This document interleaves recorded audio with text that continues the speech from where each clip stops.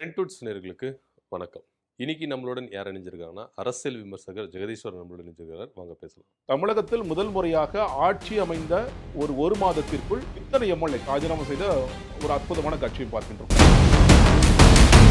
ரொம்ப முக்கியமான ஒரு ஊழல் இங்கே நடந்திருக்கு. அரசு வழக்கறிஞர்களுக்கான பணி நியமனம். நேர்மையானவர் அந்த விஜய் என்ன பண்ணிருக்கணும், எல்லா அப்பாயின்மெண்ட்ஸையும் கேன்சல் பண்ணு. விஜய் அவர்களால அமைச்சர் ஆனந்த் செய்கின்ற அட்டூழியங்களை செய்கின்ற ஊழல்களை தடுக்க முடியுமா? சென்னை மாநிலத்தில் 4 பேரை சஸ்பெண்ட் பண்ணாங்க, 4 பேர் சஸ்பெண்ட் பண்ணாங்க பிரிக்கிறாங்க. 4 பேர் சஸ்பெண்ட் பண்ணி 40,000 ஊழல் நடந்துட்டு இருக்கு. தொடமாட்டேன், தொட்டா விடமாட்டேன், தொட்டவனை விடமாட்டேன் டயலாக் அடித்தார். அது சொல்லிட்டு எம்ஆர் விஜயபாஸ்கரையும் சி விஜயபாஸ்கரையும் கட்டி பிடிச்சு நான் விடமாட்டேன், தொட்டா விடமாட்டேன், தொட்ட விடமாட்டேன் கட்டி பிடிச்சிருக்காரு. எடப்பாடி பழனிசாமியை தவிர அநேகமாக பல பேர் இங்க வந்துட்டாங்க. இப்ப யார் இவர் ஊழல்னு சொல்றாரு? அப்ப திமுக பண்ற ஊழலை மட்டும் நான் தட்டி கேட்பேன், அதிமுக பண்ற ஊழலை நான் கண்டும் காணாம இருப்பேங்கிறத உங்க ஸ்டாண்டா. ஜெயலலிதா அவர்கள் மாதிரி நீங்க சர்வாதிகாரியை மாறணும்னு சில இடங்கள் நினைச்சீங்கன்னா ஆக்ஷன் எடுத்து அவங்களுக்கு தெரியாது. நைட்டு அமைச்சராக இருப்பாரு, காலையில. சார் வணக்கம். வணக்கம். கிட்டத்தட்ட தமிழக வெற்றி கழகம் பொறுப்பேற்று 2 மாதங்கள் ஆகிறது. இந்த 2 மாத ஆட்சி காலம் சாதனைகளை கொடுத்திருக்கா இல்ல சோதனைகளையும் வேதனைகளை கொடுத்திருக்கா? நீங்க என்ன நினைக்கிறீங்க? 2 மாத ஆட்சி. முதல்ல இந்த ஆட்சி அமைந்த விதம், முதல்ல மக்கள் யாருக்குமே மெஜாரிட்டி கொடுக்காத ஒரு மைனாரிட்டி கவர்மெண்ட் தான் மக்கள் கொடுத்தாங்க. இந்த மைனாரிட்டி கவர்மெண்ட்டை ஒரு கூட்டணி ஆட்சியாக மாற்றுவதற்கு சில வேலைகள் நடந்ததை பார்த்தோம். அந்த வேலைகள் நடப்பதற்கு முன்னாடியே மெஜாரிட்டியை ப்ரூவ் பண்றதுக்கு அதிமுக ஒரு குரூப் பிரிந்து விஜய் அவர்களை ஆதரித்த வித்தியாசமான காட்சியும் பார்த்தோம். அவங்கள்ட்ட கேள்வி கேட்டாங்க, எதுக்குங்க நீங்க விஜய் அவர்களை ஆதரிக்கிறீங்க? எங்களுக்கு எடப்பாடி பிடிக்கலாம், விஜய் ஆதரிக்கிறோம். இந்த பதிலே ரொம்ப முரணான பதில். எடப்பாடி பிடிக்கலன்னா எடப்பாடி பிடிக்கலன்னு நீங்க சொல்லணும். அதிமுக அலுவலகத்திலிருந்து போராடணும். செயற்குழு கூட்டத்தை கூட்டுங்க, பொதுக்குழு கூட்டத்தை கூட்டுங்க. எங்களுக்கு உங்களோட தலைமை வேண்டாம், இல்லை கூட்டம் சேர்ந்து ஏதாவது பண்ணலாம், இப்படிதான் நீங்க போராட்டிருக்கணும். தவிர உங்களை எனக்கு பிடிக்கல அதனால போய் விஜய், எந்த விஜய ஊழல் சக்தி, தீர்ந்து போன சக்தி, இது முடிந்து போன சக்தி அப்படின்னு விமர்சிக்கிற ஒரு கட்சியோடைய தலைவரை போய் நாங்கள் ஆதரிக்கிறோம்னு சொல்லி சொன்னாங்க. அதற்கு பிறகு விஜய் அவர்களும் எடப்பாடி பழனிசாமியை சந்திக்காம இவங்களுக்கு போய் சந்திச்சாரு, சால்வி அணிவிச்சாரு. சொல்லப்பட்ட விஷயம் என்பது ஒரு 7 அமைச்சர் வரைக்குமே அந்த குரூப்புக்கு கொடுக்க ரெடியா இருக்கிறாங்க. எந்த 7 அமைச்சர்கள் ஊழல் செஞ்சுட்டு இருந்த அந்த அமைச்சர்கள் கொடுக்க ரெடி ஆயிட்டாரு விஜய். அதற்கு பிறகு என்ன ஆச்சு, மெஜாரிட்டியா 2/3 வந்திருந்தீங்கன்னா கட்சி தாவல் தடை சட்டம் பொருந்தாத மாதிரி பார்த்திருக்கலாம். இப்ப நீங்க வந்தது ரொம்ப வித்தியாசமா 21, 25 இருக்கு, சிக்கல் இருக்கு, அதனால நீங்க ராஜினாமா பண்ணிட்டு வந்துருங்க அப்படின்னு சொல்லிட்டு தமிழகத்தில் முதல் முறையாக ஆட்சி அமைந்த ஒரு மாதத்திற்குள் இத்தனை எம்எல்ஏக்கள், ஒரு 6 எம்எல்ஏக்கள் வரைக்கும் ராஜினாமா செய்த ஒரு அற்புதமான காட்சியை பார்க்கின்றோம். இது இன்னைக்கு நின்றுருக்கு. நம்ம இன்னும் இல்லை, நிறைய பேர் நம்ம சகஜா பேசும்போது சார் 11 தொகுதிக்கு இடைத்தேர்தல் வந்துடும் சார், விஜய் அவர்கள் காலி பண்ண ஒரு தொகுதி, அது இல்லாமல் ஒரு 10 தொகுதிக்கு வந்துருங்க, அதிமுக மக்கள் ரெடியாக தான் இருக்கிறாங்க. இன்னைக்கு அதுக்கு தடை வந்திருக்கு. காரணம் உயர்நீதிமன்றம். எங்கெங்கெல்லாம் வழக்குகள் இருக்கோ அங்கே தேர்தல் நடத்த முடியாதுன்னு சொன்ன காரணத்திற்காக அதை நிப்பாட்டி வச்சிருக்காங்களே தவிர, இல்லாட்டி ஒரு 10 பேர் வரைக்கும் வரக்கூடிய வாய்ப்புகள் இருந்தது. இந்த காட்சிகளெல்லாம் எந்த மாநிலத்தில் பார்த்துருக்கோம்? இதுக்கு முன்னாடினா பாஜக ஆள்கின்ற மாநிலம், அது கர்நாடகாவில் பார்த்துருக்கிறோம், வேற குஜராத்தில் பார்த்துருக்கோம், இந்த மாதிரியான மாநிலங்களை பார்த்துருக்கோமே தவிர இந்த தமிழ்நாட்டில் இதுவரை கண்டிராத காட்சிகள், அப்போ வித்தியாசமான காட்சிகள் சட்டமன்றத்தில் நடந்ததை பார்த்தோம். ஒன்று, விஜய் அவர்கள் முதல் தன்னுடைய உரையில், சொல்லப்போனால் பதவியேற்பு உரையில் சொல்ல விஷயம் என்பது, நான் ஒருத்தர் தான் பவர் சென்டர், வேற பவர் சென்டர்களே கிடையாது அப்படிங்கிற சொல்லி சொன்னார். இன்னைக்கு 2-3 அமைச்சரவை கூட்டம் நடந்துச்சு. ரொம்ப ஸ்பெசிஃபிக்காக முந்தானத்து ஒரு அமைச்சரவை கூட்டம் நடந்துச்சு. அந்த அமைச்சரவை கூட்டத்தில் விஜய் அவர்கள் சொல்லப்பட்ட இன்னுமே தகவலாக தான் கசிந்து கொண்டிருக்கிறது. நீங்க வெளிப்படைத்தன்மை இருக்குன்னு விஜய் அவர்கள் சொல்கிறார். இன்னைக்கு வரைக்கும் எந்த வெளிப்படைத்தன்மையுமே இல்லாத ஒரு ஆட்சியாகத்தான் இருக்கின்றது. வெளிப்படைத்தன்மை சொல்லும் பொழுது ஒரு பட்ஜெட் கூட்டத்தொடர்றது குறித்து அந்த அமைச்சரவை கூட்டத்தில் டிஸ்கஸ் பண்ணாங்க. ஒரு 40 நிமிஷத்துல 30 நிமிஷம் விஜய் அவர்கள் ஊழல் பண்ணாதீங்கன்னு பேசிட்டே இருந்தாரு. ஏன் ஊழல் பண்ணாதீங்கன்னு அவர் பேசிட்டே இருக்காருங்க? அவர் நடவடிக்கை எடுக்க வேண்டியதானே? இல்லைங்க, அதில் ஊழல் செய்யறதே அமைச்சர் புஷி ஆனந்தா இருக்காரு, அவர் மேல என்னங்க நடவடிக்கை எடுக்க முடியும்? அப்ப யாரு பவர் சென்டரா இருக்காங்க? புஷி ஆனந்த் ஒரு பவர் சென்டரா இருக்காரு. அமைச்சர்களுக்கு ஏதாவது டவுட்டா, கிளாரிபிகேஷனா, அப்ப ஆதவர்ஜுனா பாருங்கப்பா, அவர் கிளாரிஃபை பண்ணுவார்ப்பா, அவர் ஒரு பவர் சென்டரா இருக்காரு.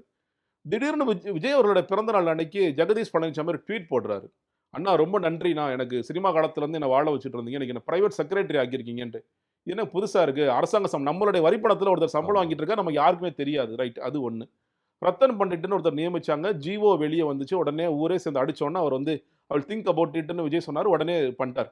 ஆனா அதற்கு பிறகு ஜான் ஆரோக்கியசாமியும் விஷ்ணு ரெட்டியும் நீங்க ஸ்பெஷல் அட்வைசர்ஸ், என்ன பேருன்னு நமக்கு தெரியல, சிறப்பு ஏதோ சிறப்புன்னு மட்டும் சொல்றாங்க, என்ன சிறப்புன்னு தெரியல, அவங்களுக்கு என்ன சிறப்பு இருக்குன்னு நமக்கு தெரியல. இது மாதிரி சொல்லிட்டாங்க. இன்னைக்கு வரைக்கும் வெளிப்படையாக அது வரல. ரத்தன் பண்டிட்டை காலி பண்ணணும்ட்டு ஒருத்தர் திட்டமிட்டு ஜான் ஆரோக்கியசாமி வேலை பார்க்குறாரு, அவர் காலி பண்றாங்க. ஆனால் தான் காளையிடக்கூடாது அப்படிங்கறதுக்காக வெளிப்படைத்தன்மைங்கிற சுத்தமா இல்லை. இது ஒரு பவர், ஜான் ஆரோக்கியசாமி ஒரு பவர் சென்டரா செயல்பட்டு இருக்காரு, விஷ்ணு ரெட்டி ஒரு பவர் சென்டரா செயல்பட்டு இருக்காரு, ஜெகதீஷ் பழனிசாமி ஒரு பவர் சென்டரா செயல்பட்டு இருக்காரு. எக்கச்சக்க பவர் சென்டர்ஸ். இதை தாண்டி நீங்க வந்து ரொம்ப பிரதானமாக மக்கள் எல்லாரும் ரொம்ப சிறப்பா எதை பேசுறாங்க, ஊழல் இல்லாத ஒரு ஆட்சியாக இருக்கிறது. நான் மறுபடியும் நான் என்ன பார்க்கிறேன்னா, இந்த பயனாளர்கள் சில பேர் பேசுறது ரொம்ப ஸ்பெசிஃபிக்கா சொல்லுவோம்.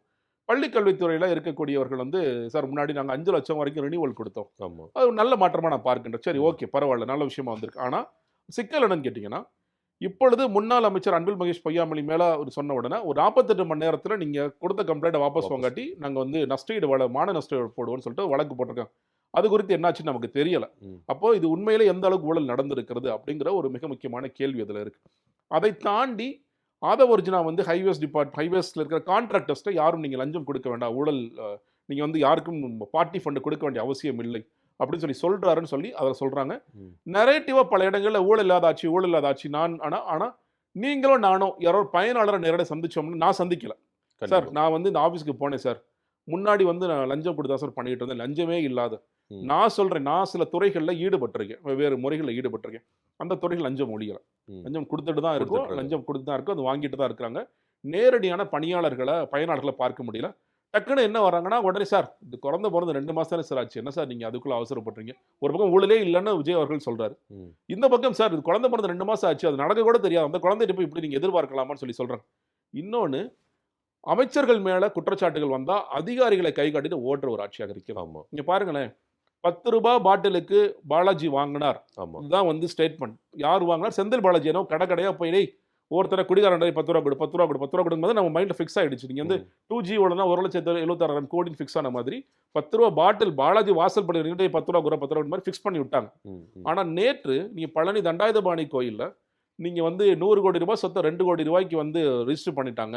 அதுக்கு யாருங்க காரணம்? 2 அமைச்சர்கள் இன்னும் பேட்டி கொடுக்குறாங்க. ரமேஷும் பேட்டி கொடுக்குறாரு, லோகேஷ் கனகராஜும், லோகேஷ் தமிழ்ச்செல்வனா 2 பேரும் பேட்டி கொடுக்குறாங்க. ரைட், ஓகே, பார்க்க முடிகிறது.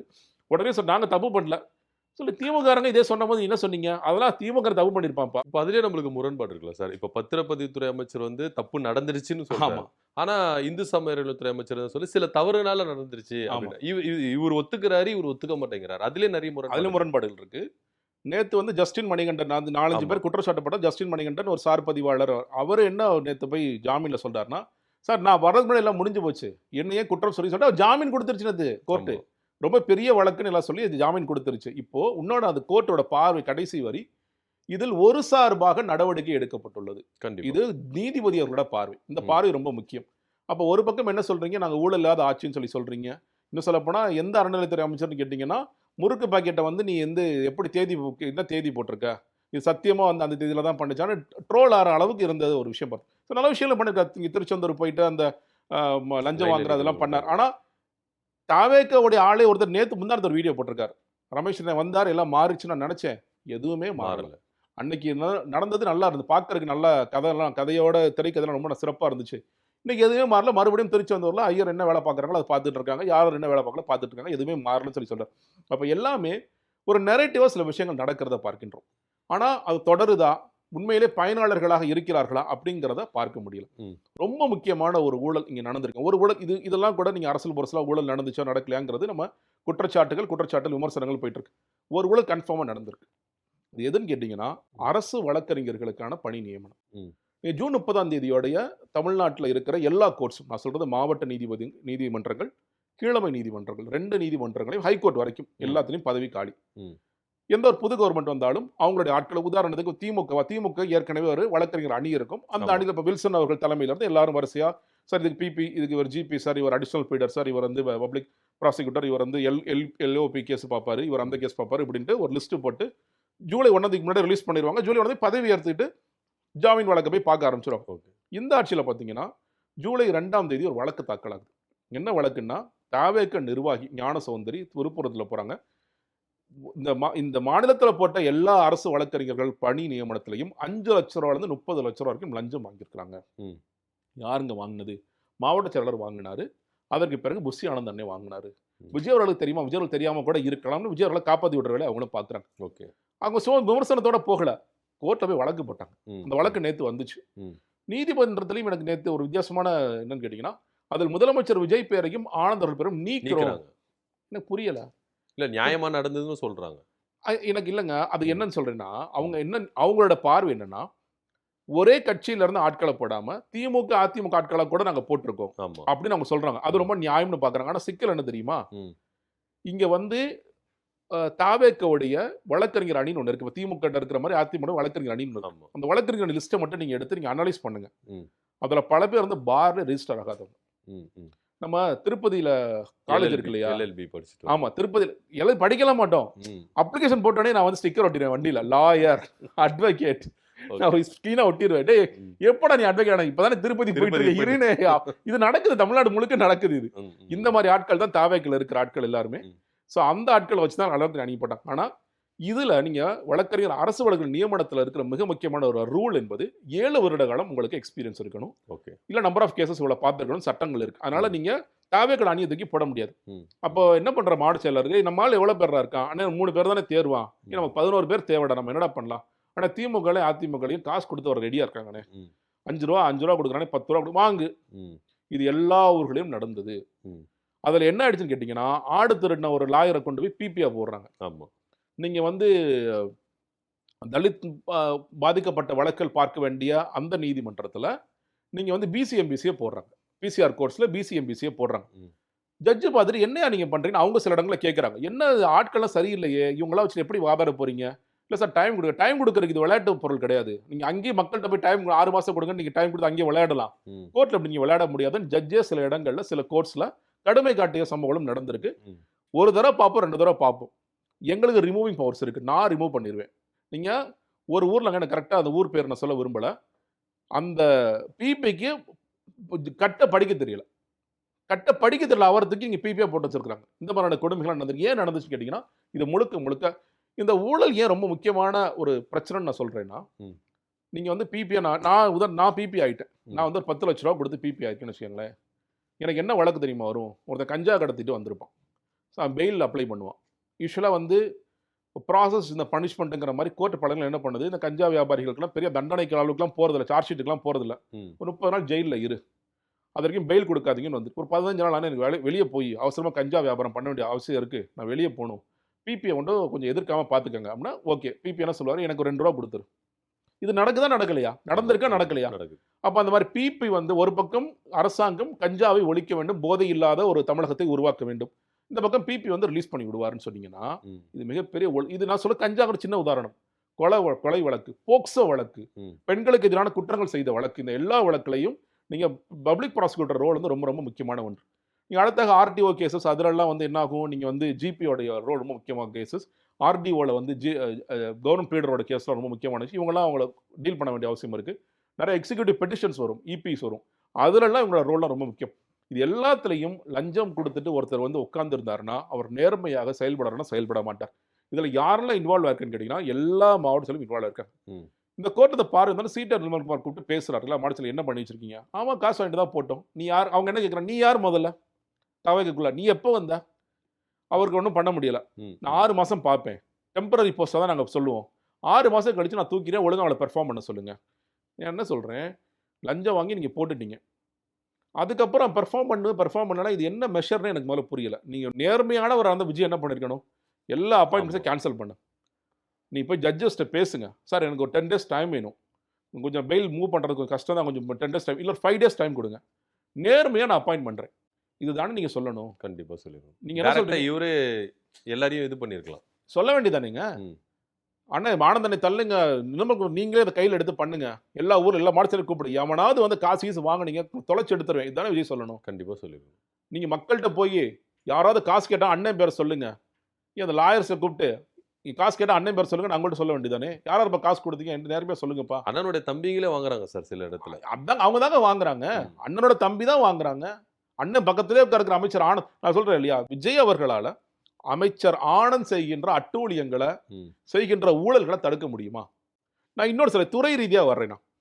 நீங்க வந்து அவரு WRD வாட்டர் ரிசோர்ஸ் ஆமா. டிபார்ட்மெண்ட்ல இருக்காரு ரைட்டா? பொள்ளாச்சியில நேத்து ஒரு சம்பவம். அதுல வந்து என்ன சொல்றாங்கன்னா, ஒப்பந்தம் டெண்டர் ஒண்ணு போடுறாங்க. டெண்டர்ல இருக்கிற இதுபடி ஒப்பந்தர்கள் யாரும் வந்து பொறியாளர நேரடியா மீட் பண்ண வேண்டிய அவசியம் இல்ல. ஆனா பொறியாளர் வந்து சொல்றாரு, நேரடியா வந்து மீட் பண்ணுங்க. இது எதுக்காக மீட் பண்ண சொல்றாரு? ஆனா ஒரு பக்கம் என்ன சொல்றாங்க, யாரையும் மீட் பண்ண வேண்டிய அவசியம் இல்ல, வெளிப்படைத்தன்மையோடு இருக்கும் சொல்லி சொல்றாங்க. சொல்றாங்க. அதுல இல்ல அது 1. 5,00,000 சின்ன சின்ன டெண்டர்ஸ் போடுவாங்க. அந்த டெண்டர்ஸ் எல்லாத்துக்கும் நியாயப்படி 15 நாள் டைம் குடுக்கணும். ம். யார் வந்து டெண்டர் கேட்குறாங்களோ, இன்னைக்கு வந்து இந்த தாவேக் ஆட்சியில வெறும் 30 நிமிஷத்துல அத முடிக்கிறாங்க. வெறும் 30 நிமிஷம். எல்லா டெண்டர்களும் அந்த குறுகிய டைம்க்குள்ளேயே சுருக்கிறாங்க. ஏன் பண்றீங்க? அப்ப அப்ப நீங்க அதுக்கு அர்த்தம் என்ன தெரியுமா? நான் ஏற்கனவே ஆள ஃபிக்ஸ் பண்ணிட்டேன். டேய் டைம் ஓப்பன் ஆயிருச்சு. டாக்குமெண்ட் அப்லோட் பண்ணி விடு. நான் சொல்ல ஆன்லைன்ல தான் பண்றேன். உடனே இவங்க ஆன்லைன்ல ஊழலே நடக்காத மாதிரி ஆன்லைன்ல பண்ணி விடுப்பா. ம். சார் அண்ணே அப்லோட் பண்ணிட்டேனே அப்ப க்ளோஸ் பண்ணிருப்பா. 1/2 மணி நேரம் முடிஞ்சிருச்சுப்பா. நம்ம ஆள் வந்துட்டான்ப்பா உள்ள. ம். இது நடக்குது. திருநெல்வேலியில இருக்கன்துறை பஞ்சாயத்து. அந்த பஞ்சாயத்துல நடக்கிற 2 சுடுகாட்டு பணிகள் 2 நடக்குது. அந்த 2 பணிகளுக்கும் வந்து டெண்டர் குடுக்குறாங்க. இந்த டெண்டர்ல ரொம்ப ஸ்பெசிஃபிக்கா சொல்றாங்க. இந்த பஞ்சாயத்த சேர்ந்தவங்க மட்டும் டெண்டர்ல வந்து பார்ட்டிசிபேட் பண்ண முடியும். வேற யாரும் பார்ட்டிசிபேட் பண்ண முடியாது. ம். இது என்ன சட்டம் அது? ஏங்க டெண்டரோட நோக்கம் என்ன? எல்லாருமே யாருக்கு விருப்பம் இருக்கிறவங்களோ குவாலிட்டி ஆஃப் ஒர்க். காசு எனக்கு குறைச்சு. நீங்க வந்து ஆமா. இப்ப இந்த வேலைக்கு எவ்வளோ 10 லட்சம் ரூபா ஆகும்பா. சார் நான் 9 லட்சம் ரூபாய்க்கு பண்ணி கொடுக்குறேன். சார் அவர் 8 லட்சம் ரூபாய்க்கு பண்ணி கொடுக்குறேன். 8 லட்சம் ரூபாய்க்கு குவாலிட்டியா பண்ணேன் சார் பண்ணுவேன் சார் நான். அப்ப அவருக்கு 8 லட்சம் அவார்ட் பண்ணி தானே டெண்டர் ப்ராசஸ். ஆமா. இதுல வந்து அப்ப எப்ப அது வரும்னா, திருநெல்வேலிக்காரன், கன்னியாகுமரிக்காரன், சென்னைக்காரன் எல்லா ஊருக்காரனும் போய் சார் நான் போட்டா அது போட்டி இருக்கும். ம். போட்டி ஏற ஏற நமக்கு கவர்மெண்ட்டுக்கு காசு மிச்சமாகும். ஆனா நீங்க என்ன சொல்லிட்டீங்க? போட்டியை ரொம்ப சுருக்கி இருக்கன் துறையில எத்தனை பேர் இருப்பாங்க கான்ட்ராக்டர்? ஒருத்தர் இருப்பாரா 2 பேர் இருப்பாரா? ஆமா. ஃபிக்ஸ் பண்ணிட்டு நீ இப்போ எடுத்துக்க பண்ணி. இது நான் சொல்றேன். இது சில என்ன சொல்றாங்க? திமுக சாதகமா என்ன சொல்ற திமுக சாதகமா எதுக்கு தாவேக்கு வேலை செய்யுது? ம். ம். ஒரு சில பேர் இருக்கன் துறை பஞ்சாயத்துல ஏற்கனவே திமுக ஆட்கள் தாங்க இருக்கிறாங்க. அவங்க தாங்க இது பண்றாங்க. அப்ப நீங்க தானங்க சட்டத்தை மாத்தணும். ஜூலை 1ஆம் தேதி ஒரு பிரஸ் நோட்டு ஆனந்தோட இதுல இருந்து வருது. அதுல உதாரணத்தோட போடுறாங்க. கன்னியாகுமரி திருநெல்வேலி மாவட்டத்தை சேர்ந்தவர்களும் கலந்து கொள்ளலாம் சொல்லி போடுறாங்க. ம். அப்படி போட்டுட்டு நீங்க ஒரு பஞ்சாயத்துல இருக்கிற ஒர்க்கை நீங்க ஒரு பஞ்சாயத்துக்குள்ள தான் எடுக்கணும் அப்படின்னா அது பேர் ஊழல். கிட்டத்தட்ட 800 டெண்டர்ஸ் லைவ்ல இருக்குங்க. 800 டெண்டர்ஸ். ம். ம். மக்களுக்கு ரொம்ப பெருசா தெரியாது. இந்த எல்லா டெண்டர்களும் ஊழல்கள் நிறைந்திருக்கிறது. இதெல்லாம் யார் பயனாளி? இது ஆனந்த் அவர்களை கூப்பிட்டு விஜய் கேட்க வேண்டியதானே, ஏங்க இவ்வளவு டெண்டர் போயிட்டு இருக்கா ஆனந்த்? அண்ணா என்னண்ணே இவ்வளவு போயிட்டு இருக்கானே? இதுல என்னென்ன ஊழல் நடந்துட்டு இருக்கா நடக்கல ஏன் இதெல்லாம் ரத்து பண்ணாம பண்ணோம்? நேற்று என்னமோ இதுல சென்னை மாநிலத்தில் 4 பேரை சஸ்பெண்ட் பண்ணாங்க, 4 பேர் சஸ்பெண்ட் பண்ணான்னு குதிக்கிறாங்க. 4 பேர் சஸ்பெண்ட் பண்ணி இங்க 40,000 இது ஊழல் நடந்துட்டு இருக்கு. 400 ஊழல் நடந்துட்டு இருக்கு. இதை மறைக்கிறதுக்கு இது பண்ணிட்டு இருக்காங்க. ஓகே. இது ஊழலற்ற நிர்வாகம் ஊழல்னா சொல்லலையே. நீங்க பயனாளர்கள்லாம் நேரடியாக வந்து சார் நான் பயனடைஞ்சிட்டேன் சார். நீங்க ஆர்டிஓ ஆஃபீஸ்ல ஒரு ரைடு போனாங்க. நீங்க பார்த்துருக்கீங்க. அந்த முன்னாடி 10 பதிவுல போனாங்க. ஆமா. 40 பேர் மேல எஃப்ஐஆர் போட்டோன்னு ஒரு செய்தி வந்துச்சு. ரொம்ப சந்தோஷம். அப்புறம் ரொம்ப வரலாற்று சாதனைலாம் சொல்லி சொன்னாங்க. அது என்ன நடக்குதுங்கிறத அப்புறம் பார்க்கலாம். அது ப்ரொசீட் ஆகுதாங்கிறது ஒண்ணு. 2 வாரம் கழிச்சு ஆர்டிஓ ஆஃபீஸ்ல ஒரு இது ரைடு அடிக்கிறாங்க. அருண் அவர்கள் தலைமையில தான் அடிச்சாங்க. 37 லட்ச ரூபா பணம் பிடிபட்டது அந்த செய்தி. சரிங்க எத்தனை பேருங்க எஃப்ஐஆர் போட்டீங்க? ஒருத்தர் மேல கூட எஃப்ஐஆர் போடல. ம். ம். அந்த இடத்துல யாரும் அப்ப எங்க இருந்து பணம் பிடிச்சீங்க? ஒண்ணு புரோக்கர்ஸ் யாராவது இருந்திருக்கணும். இப்போ புரோக்கர் கையில பணத்தை பிடிச்சிருக்கணும். ஆமா. இல்ல ஆர்டிஓ டேபிள்ல பணத்தை பிடிச்சிருக்கணும். இல்ல பிரேக் இன்ஸ்பெக்டர் டேபிள்ல பணத்தை பிடிச்சிருக்கணும். இல்ல ஒரு சூப்பரண்டன்ட் டேபிள்ல பணத்தை பிடிச்சிருக்கணும். இங்க எங்கேயாவது பணம் பிடிக்கணும். இல்ல இதை காக்கா மேலம் தூக்கி போட்டு போயிடுச்சா? இல்ல இல்ல. இல்ல. அப்போ இந்த 37 லட்சம் எங்கிருந்து வந்தது? எத்தனை பேரிடமிருந்து வந்தது? அவர்கள் யார்? அவரோட பேர் என்ன? வரல. இதெல்லாம் நடந்தாதான் மக்களுக்கு பரவாயில்லப்பா ரைடு அடிச்சு உண்மையிலேயே பல பேர் எஃப்ஐஆர் போட்டிருக்காங்க. சஸ்பெண்ட் பண்ணிட்டாங்க. உங்க மேல துறை ரீதியான நடவடிக்கை இருக்கும். இனிமேல் நேர்மையானவர்கள் வருவார்கள் அப்படின்னு நம்பிக்கை பிறக்கும். அது இன்னும் நடக்கவில்லை அப்படிங்கிறத பார்க்கணும். ரொம்ப உச்சபட்சமாக தொடமாட்டேன், தொட்டா விடமாட்டேன், தொட்டவனை விடமாட்டேன் டயலாக் அடிச்சாரு நம்ம முதலமைச்சர். ம். ஆனா அது சொல்லிட்டு தொட்டவனை எப்படி விட மாட்டேங்கிறார்னா கட்டி பிடிச்சு விட மாட்டேங்கிறார். எம்ஆர் விஜயபாஸ்கரையும் சி விஜயபாஸ்கரையும் கட்டி பிடிச்சு நான் விட மாட்டேன், தொட்டா விட மாட்டேன், தொட்டா விட மாட்டேன் கட்டி பிடிச்சுக்கிறார். அவரை தொட்டா விட மாட்டேன். அவர் தொட்டா விட மாட்டார். அப்படிதானே. இது நீங்க புரியல. வந்தீங்கன்னா உங்களை விட மாட்டேன். என்னங்க இது லாஜிக்? ஓகே. ஏங்க நீங்க சட்டமன்றத்துல முழங்குறீங்க. ம். 2017ல இருந்து 2026 வரைக்கும் ஊழலாட்சி. அதிலே பாருங்க ஜெயலலிதா காப்பாத்தி விடணும். இது என்ன அரசியல் இது? நீ நேர்மையானவரா இருந்தா நீ எல்லாம் ஜெயலலிதா ஆட்சி ஊழலாட்சின்னு சொல்லி சொல்லுங்க. ஆமா. எம்ஜிஆர் ஆட்சி வரைக்கும் ஊழலாட்சின்னு சொல்லி சொல்லுங்க. ஏன் கண்டிப்பா. உங்களுக்கு என்ன பிரச்சனை? எல்லாத்தையும் ஊழலாட்சின்னு சொல்லி சொல்லுங்க. அது பண்றீங்க. சரி 2017 இருந்து 21 காலகட்டத்தை எடுத்துக்கும். யாரெல்லாம் அமைச்சராக இருந்தார்கள்? MC Sampath, Kadambur Raju, Sengottaiyan, MR Vijayabaskar, C Vijayabaskar. இந்த லிஸ்ட் உடுமலை ராதாகிருஷ்ணன். நான் சொல்றேன் எடப்பாடி பழனிசாமியை தவிர அநேகமாக பல பேர் இங்க வந்துட்டாங்க. ம். ம். இப்ப யார் இவர் வந்து ஊழல்னு சொல்லி சொல்றாரு? யார் ஊழல் சக்தின்னு சொல்லி சொல்றாரு? அந்த ஊழல் சக்தியெல்லாம் கட்டி பிடிச்சு நீங்க இங்க கொண்டு வந்துட்டீங்கன்னா அப்ப யாரை மேல நீங்க நடவடிக்கை எடுக்க போறீங்க? தொட்டா விட மாட்டேன், தொட்டவனை விட மாட்டேன். எந்த தொட்டவனை விட மாட்டீங்க நீங்க? அப்ப திமுக பண்ற ஊழலை மட்டும் நான் தட்டி கேட்பேன். அதிமுக பண்ற ஊழலை நான் வந்து கண்டும் காணாம இருப்பேங்கிறத உங்க ஸ்டாண்டா? இல்ல எனக்கு அந்த கட்சியை காலி பண்ணணும். ம். அதுக்காக நான் என்ன காம்ப்ரமைஸ்க்கு வேணாலும் போவேன். ஊழல் குறித்து உண்மையிலே விஜய் அவர்களுக்கு ஒரு பயங்கரமான பார்வை இருக்கு. அடிச்சு காலி பண்ணிடுவாருங்க. இனிமேல ஒண்ணே பண்ண முடியாதுன்னு சொல்லி சொன்னா இன்னொன்னு ரிஃபார்ம்ஸா 2 கொண்டு வரலாம். அது எல்லாம் கொண்டு வரான்னு தெரியல. ஒரு பக்கம் அவர் சொல்றாரு இல்லையா? பொதுமக்கள்கிட்ட ஒரு இன்ஸ்ட்ரக்ஷன் கொடுக்குறாருல்ல. நீங்கள் வந்து அண்ணன்ட்ட கேளு, அண்ணன் பேரை சொல்லுங்க, அதெல்லாம் சொல்கிறார். அதெல்லாம் தேவையில்லை. சேவை பெறும் உரிமை, அவங்களோட தேர்தல் அறிக்கை சொல்லியிருக்காங்க. திமுக தேர்தல் அறிக்கை இன்னும் வந்து நடக்கல. சேவை பெறும் உரிமை சட்டம். அரசு அலுவலகம் சிம்பிளாக சொல்கிறேன். அரசு அலுவலகங்களில் நீங்கள் உதாரணத்துக்கு ரேஷன் கார்டு போய் அப்ளை பண்ணுறீங்க, உங்களுக்கு கிடைக்கல, 60 நாளுக்குள்ளே கிடைக்கலையா, 61வது நாள் அதுக்கு எந்த அதிகாரி காரணமோ அவரோட சம்பளத்திலிருந்து எடுத்து மக்களுக்கு கொடுக்கணும். இதுதான் அந்த சட்டத்தோடைய இது மைய இது. இதை கொண்டு வந்துட்டாலே பெரும்பாலான அரசு அலுவலகங்களில் லஞ்சம் குறையும். ரிஃபார்ம்ஸாக அப்படிதான். எந்த ஒரு ஆட்சியாக இருந்தாலும் இந்த டயலாக் அடிக்கிறது, அண்ணன் பேரை சொல்லு, தம்பி பேரை சொல்லு, இதெல்லாம் நடக்கவே நடக்காது. நீங்கள் போய் ஒன்றும் இல்லை, நீங்கள் நாளைக்கு போயிட்டு விஜய் அப்படின்னு பேர் சொன்னீங்கன்னா, ஏய் அவர் சொல்லிட்டு போகிறாதுக்கா நீ இதெல்லாம் நான் கேட்போன்னு நினைக்கிறேன், நீ அப்படி தான் சொல்லுவாங்க. வருஷத்தில் போங்க, அண்ணனை வருஷத்தில் பண்ண சொல்லுவாங்க. எந்த ஒரு அரசு அப்படி சொல்லுவாங்க. நீங்கள் வந்து வேலை செய்யாட்டி உங்கள் சம்பளத்தை பிடிப்போம், இல்லை உங்கள் நடவடிக்கை இருக்குங்கிறது நடக்காத வரைக்கும் எதுவுமே இங்கே மாறாது. விஜயர்கள் செய்ய வேண்டியது சேவைப்புற உரிமை சட்டத்தை கொண்டு வரணும். லோகாயுக்தா சட்டத்தை ஸ்ட்ராங் பண்ணணும். லோகாயுக்தாவில் ரொம்ப காமன் மேன் கூட யாராவது தவறு செஞ்சால் இந்நாள் அமைச்சர்களோ, முன்னாள் அமைச்சர்களோ, இந்நாள் முதலமைச்சரோ யார் மேலே வேணாலும் புகார் கொடுக்கலாம். பிரைமா ஃபேஸ் இருந்துச்சுன்னா நடவடிக்கை எடுக்கப்படுங்கிறது உறுதிப்படுத்துகிற மாதிரி சிஸ்டமிக் ரிஃபார்ம்ஸ் நீங்கள் கொண்டு வரதான் முக்கியமே தவிர சினிமா டயலாக் அடிக்கிறதுனால எந்த மாற்றமும் வராது. ஒருவேளை அந்த 2 சட்டத்தை கொண்டு வந்துட்டா இவருக்கே பேக் ஃபயர் ஆகுன்றதுனால கொண்டு வர நிச்சயமா நடக்குங்க. நீங்கள் நேற்று பிரபலமான வார இதெல்லாம் ஒரு 5 துறை ஊழல் எழுதியிருக்காங்க. நீங்கள் வந்து பால்வளத்துறையில் ஊழல் எழுதியிருக்காங்க. பால்வளத்துறை என்னன்னு கேட்டிங்கன்னா, லிட்டருக்கு இவ்வளோங்கிறது ஒரு கணக்கு வச்சிருக்காங்க. இப்போ அவங்களோட உறவினர்கள்லாம் சேர்ந்து, பால்வளத்துறை அமைச்சரோட உறவினர்கள் சேர்ந்து லிட்டருக்கு இவ்வளோ காசு கொடுத்தோம், 30,000 அதிர்ச்சி என்ன இது நேர்மையான ஆச்சுன்னு சொல்லி சொன்னாங்களே, அது அப்படி தான் சொல்லுவாங்க. அதுக்கு என்னப்பா பண்ணுறது? கால்நடைத்துறை ஊழல் ஆணிரைன்னு போட்டு எழுதியிருக்காங்க. கால்நடைத்துறை ஊழல் பற்றி எழுதியிருக்காங்க. அதில் டெண்டர், பெரிய டெண்டர், அதை அமைச்சர்களுடைய உறவினர்கள்லாம் எடுத்து அது ஒரு பக்கம் எடுக்கிறதுக்கான வேலைகளை பார்த்துட்டு இருக்காங்க. நீங்கள் அதே மாதிரி இன்னும் 2-3 துறை, இன்னும் சொல்லணும் உயர்கல்வித்துறை. நீங்கள் வந்து காங்கிரஸோட அமைச்சர் இருக்கார். ஆமாம். டிரான்ஸ்ஃபர்ஸாக அப்பாயின்மெண்ட்ஸாக பார்க்குறது ஒரு மனைவி. என்கிட்ட வர சொல்லுங்க சொன்னா, நானே ரொம்ப ஆடவே, நானே இது கூட்டணி ஆச்சு, நம்மளை நம்பி தானே இருக்காங்கன்னு அவர் சொல்றாராம். நம்மளை நம்பி தான் ஆட்சி நடக்குது, பண்ணுவோம், நம்ம செய்வோம், என்ன இதெல்லாம் அந்த வார இதெல்லாம் எழுதப்பட்டிருக்கிற செய்திகளாக வந்திருக்கு. அப்போ இந்த துறை ரீதியான ஊழல்களும் நடந்து கொண்டு தான் இருக்கிறது. நீங்க செய்தி கூட 5 அமைச்சர்களை கட்டம் கட்டும் விஜய். நான் சொல்றேன், இது ரொம்ப தூய்மையான ஆட்சி தானே, தூய்மையான ஆட்சின்னு சொல்லிட்டா சரி, தவறு நடக்க தான் செய்யும். ஏன் கட்டம் கட்டுறீங்க? காலி பண்ணுங்க, உடனே ஆக்ஷன் எடுக்கலாம். ஆக்ஷன் எடுங்க. நீங்க ஜெயலலிதா அவர்கள் மாதிரி நீங்க சர்வாதிகாரியை மாறணும்னு சில இடங்கள் நினைச்சீங்கன்னா ஆக்ஷன் எடுத்து, அவங்களுக்கு தெரியாது நைட்டு அமைச்சராக இருப்பார், காலையில் இருப்பார், அந்த மாதிரி 5 பேரை தூக்கி அடிங்க. அப்போ மக்களுக்கு பரவாயில்லப்பா, தவறு நடந்தால் மக்கள் அவர் தூக்கி அடிச்சிருவாருப்பா. நான் சொல்றேங்க, எல்லாத்தையும் விட்டுருங்க. அமைச்சர் ஆனந்த் மேலே அவங்களால சிறிய நடவடிக்கை கூட எடுக்க முடியுமா? எடுக்கவே மாட்டார். விஜய் அவர்கள் நிச்சயமா அவர் மேலேயே ஒரு காலத்தில் எடுத்தாருன்னா உண்மையிலேயே ஊழல் குறித்து விஜய் அவர்களுக்கு ஒரு பெரிய பார்வை இருக்குன்னு இருக்கும். அது இல்லாத வரைக்கும் ஊழல் குறித்தெல்லாம் பெரிய பார்வை இல்லை தான் சொல்லுவோம். Okay sir.